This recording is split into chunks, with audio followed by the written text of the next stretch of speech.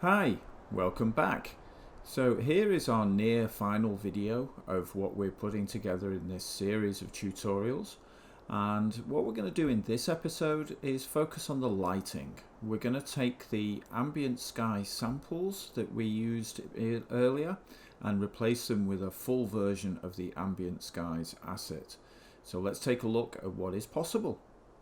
I have a copy of Ambient Skies, a full version, so I just want to show you what you can do with that. So let's remove the Ambient Skies.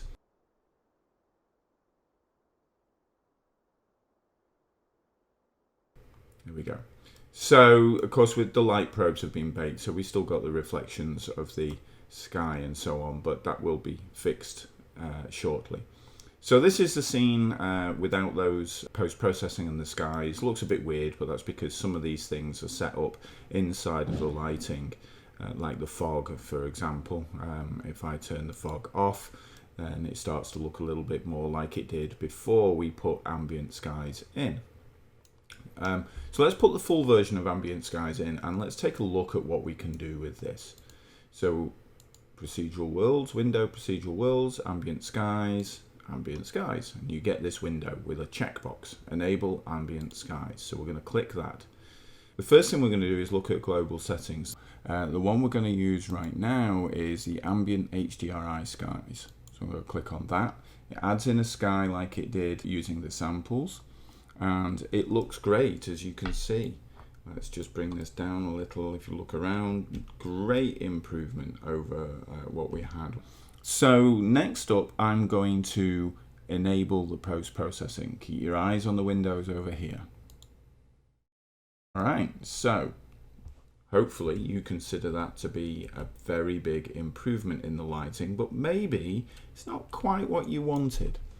And we have all of these settings down here. So we can, for example, go to Sky 5 Low, and now we have a completely different feel for the scene, a very evening feel. I particularly love these Sky Low settings. I feel that they have an awful lot of character to them. So let's have a look at some more. We have this next button. There is Sky 5 Mid. So much brighter light, much brighter colouring. Next up we have Sky 5 High. Sky 6 Low. Another of the lows. I really like these evening lights with the long shadows. And you're seeing some God rays up there. Some beautiful clouds. So what you're seeing here is real time. It will of course be much better once it has been baked. So what do we have here? Sky 6 Mid. And Sky 6 High. Sky 1 High.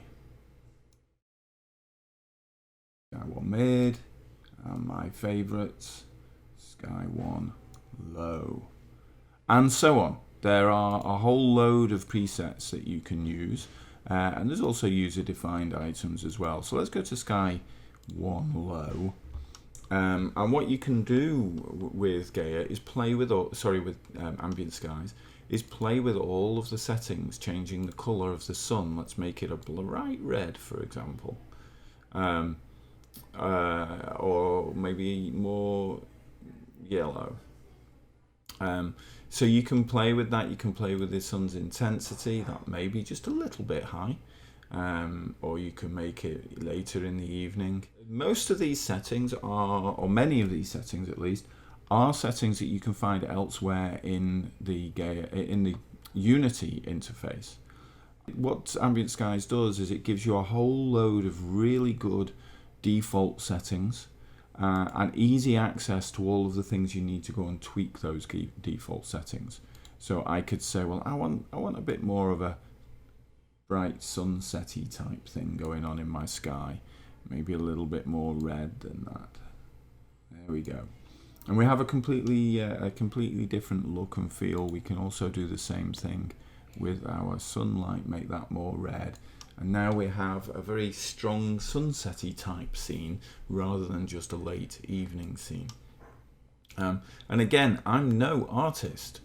I would spend a very long time figuring out how to do all of this stuff if it wasn't all put in a nice convenient package with good looking defaults to start with. Alright, so that is Ambient Skies. I haven't even begun to look at post effects. You can look at that yourself, but it is an exposure of convenient settings that are available elsewhere. And then finally in the lighting, you can turn on your, I should tell you about this. You can, if I come out of play mode, you can automatically generate your reflection probes and bake lighting probes inside of here. So let's enable the real time. Let's ensure we are baking, put in some reflection probes, create the probes at not scene location, that's manual placement, so on it on automatic, because I don't know where to put these things. I'm no artist, so I'll clear what's in there at the moment, generate new ones, let those generate. And what Ambient Skies is doing is trying to put the reflection probes in sensible places for what's happening in the scene. And it will do the same thing for light probes as well. Let's clear the existing ones and generate new ones. The reason I cleared the existing ones is because I've done some stuff earlier with those. And so now I'm going to just move that off screen. I'm going to go to the Pegasus Manager. I'm going to turn the automatic fly through off and I'm going to hit play. Now if you can see, we've still not baked, but you can see the reflections here are much more appropriate for the scene. That's just beautiful. I do love what Ambient Skies does to my terrains. If I were an artist, if I understood all of these settings, I would probably go, yeah, I could do that in a few minutes.